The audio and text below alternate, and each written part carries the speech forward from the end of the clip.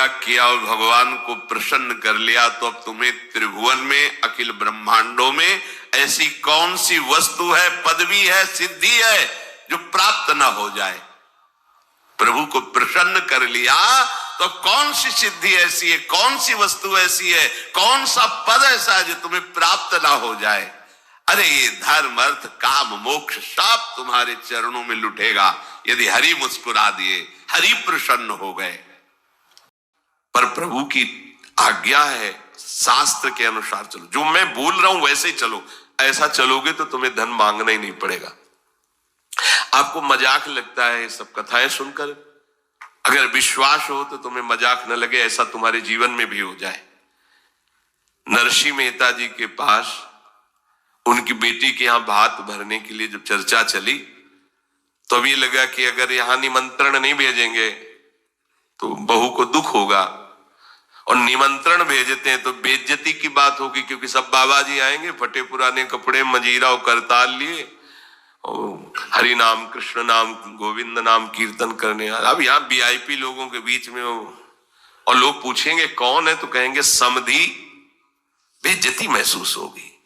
धनाभिमानियों को ये रहता है कि ये तो भिखारी हैं, बाबा जी हैं, इनके सामने क्या बेइज्जती नहीं। तो बोले इतना लिख दो कि वो आएंगे ही नहीं, इतना पर्चा में भात का सामग्री लिख दो कि वो आएंगे ही नहीं। ये बात जमे कि निमंत्रण भी हो जाएगा और नहीं आए तो बेटी भी, जो बहू है वो भी नाराज नहीं होगी, भाई निमंत्रण तो गया है, पूरा लिख दिया।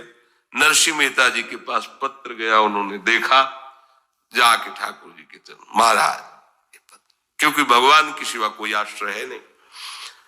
तैयारी की गाड़ी में, तो अब वहां 10-5 तो संत महात्मा कीर्तन, पूरी मंडली भगवत कीर्तन कर, गाड़ी में बैठ के, अब नरसिंह जी के सिवा उनका कोई था नहीं, और नरसिंह जी की हरि आश्रय।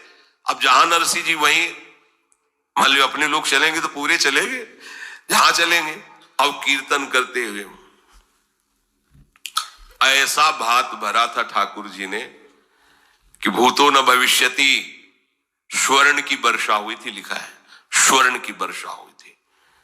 द्वारिकाधीश की गाड़ियां लगी हुई थी, बैलगाड़ियों में सब लदे स्वर्ण आभूषण, सब गांव का गांव पूरा कंचन का हो गया था। ऐसा वैभव भगवान ने प्रकाशित किया। आपको क्या भगवान पर विश्वास नहीं? क्या आप प्रभु के नहीं हैं? क्या आपको प्रभु ऐसा प्यार नहीं करते? पर आप प्रभु के ऐसे आश्रित नहीं होते, इसीलिए आपको अनुभव में नहीं होता।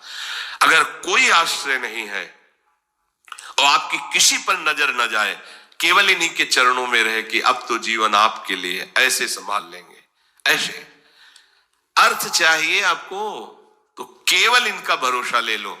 केवल इन अपने छल कपट का, अपने व्यवहार का, अपने किसी बल का नहीं, केवल इनका भरोसा ले लो। चमत्कार हो जाएगा जीवन में, आपको पता नहीं चलेगा कैसे हुआ। कभी ऐसे नहीं हुआ इसका, कभी किसी से ऐसे नहीं हुआ इसका, कैसे हो रहा है उनका, कैसे हम सबका उदर पोषण हो रहा है, वृंदावन वास हो रहा है, सब चल रहा है। कैसे प्रभु चला रहे हैं? क्या आप सबको नहीं चला रहे हैं? पर आप अपने को कर्ता मान रहे हैं, इसलिए आपको अनुभव में नहीं हो रहा, इसीलिए आपको परेशानियां हो रही, क्योंकि आप कर्ता बन रहे हो।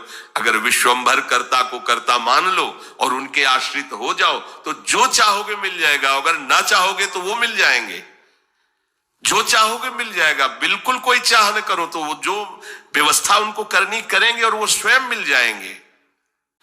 अर्थार्थी भक्त को धन संपत्ति वैभव चाहिए, पर वो केवल हरि से चाहिए, दूसरे से नहीं। पर ये ध्यान रखना, इसकी परीक्षा होगी आपकी। अपने इष्ट देव के अनन्य होकर के यदि आप अर्थ चाहोगे तो बहुत जल्दी आपका परिवर्तन होना शुरू हो जाएगा। पर आचरण आपके पवित्र होने चाहिए, ये भी ध्यान रखना। आचरण की अगर पवित्रता नहीं तो फिर शिकायत मत करना। आप अपने आचरण पवित्र करो और नाम जप करो, केवल हरि के आश्रित रहो, फिर देख लेना। अगर आपको लगता हो कि भगवान के भक्त बहुत गरीब और ऐसे, सच्ची पूछो, उनको आकांक्षा नहीं होती। प्रभु जबरदस्ती व्यवस्था करते, उनको आकांक्षा नहीं होती। 4 रोटी मांग ली, ऐसे ही पड़े, पूरा जीवन प्रभु के लिए, उन प्रेमी महापुरुषों की चरण धूलि अगर शरीर का स्पर्श कर ले तो पावन हो जाए। देवता तरसते हैं उनकी सेवा के लिए, सिद्धियां हाथ जोड़े खड़ी रहती हैं, पर वो अकिंचन महात्मा किसी से कुछ नहीं चाहते।